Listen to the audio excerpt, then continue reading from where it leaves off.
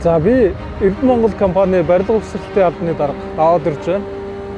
Энэ барилгын салбарт бол 18 жил ажиллаж байгаа.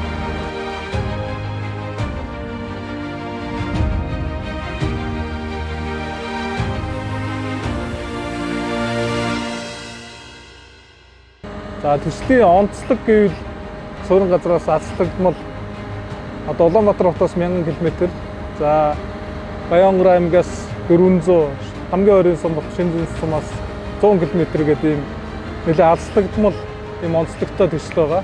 Эрдэнэ Монгол компани өөрөө бол захиалагчийн яналтаа баг гаргаж хийж байгаа. Үндсэн гүйцэтгэгчээр бол салбартаа тэргүүлэгч MSS Property гэдэг компани бол үндсэн гүйцэтгэгчээр ажиллаж байгаа. За энэ манай боловсруулах үйлдвэрийн зураг төслийг бол олон улсын компани 360 гэх компани хийсэн байгаа. За тэр зургийг Монголдо бас тэргүүлэгч компаниуд PCDP эдгээр компаниуд бол Монголынхаа норм стандартад хөрвүүлээд холбогдох төрөлх захааны байгууллагаар хянуулж батлуулсан. Барилгын онцлог гэвэл одоо технологийн хувьд одоо бүх процессын ажил бол барилга дотроо хийгддгээр манай үйлдвэрийн барилга бол онцлогтой. Орчин үеийн бас технологиор тоноглогдсон ийм үйлдвэр байгаа. Дээр ажиллаж байгаа ажил хүчний хувьд бол манайх бас онцлогтой. Дан одоо нөгөө Монгол инженерүүд, Монгол инженер техник ажилчид, удирдлагууд бол ажиллаж байна.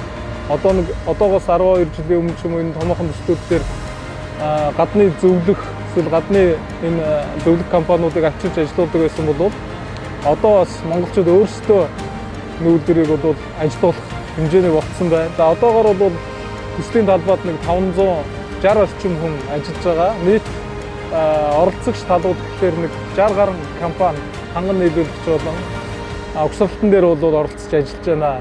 За орон нутгаас бол бас тээвэр одоо газар шооны ажил гэдэг ингээд энэ тал дээр бол орон нутгийн компаниуд ажиллаж байгаа.